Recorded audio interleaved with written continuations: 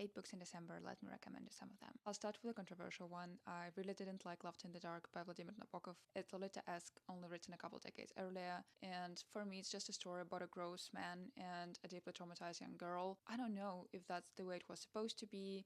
I don't care. For me, it was just an intimidating read and a truly frustrating one. Journey by Moonlight, I absolutely adored. It's a novel about a man who is haunted by nostalgia for his youth and the people he spent that time with. It's beautifully written. I highly recommend. Another Nabokov I read is The Illusion Defense, and this one I liked. It's a story about a very talented Russian chess player who gets a bit too obsessed with the game. The book is very cleverly structured, and Nabokov does a great job of hiding a lot of question marks here and there. It's very intellectually stimulating. I really enjoyed reading it. Pushkin is Pushkin. If you know, you know. Dubrovsky is a fantastic novella about a man who gets robbed of his life, and that's a fascinating read. If you think that Russian classics is boring or difficult, I highly recommend to give this one a try. Forbidden Notebook is translated by Anne Goldstein, who is also translating Elena Ferrante's work, so that's immediately a quality sign. It's written as a secret diary of a woman who is hiding the fact that she's journaling and the journal itself from her husband and her grown-up kids. And there's so much to unpack in that novel. I feel like it would make a great discussion with a book club or just a friend, so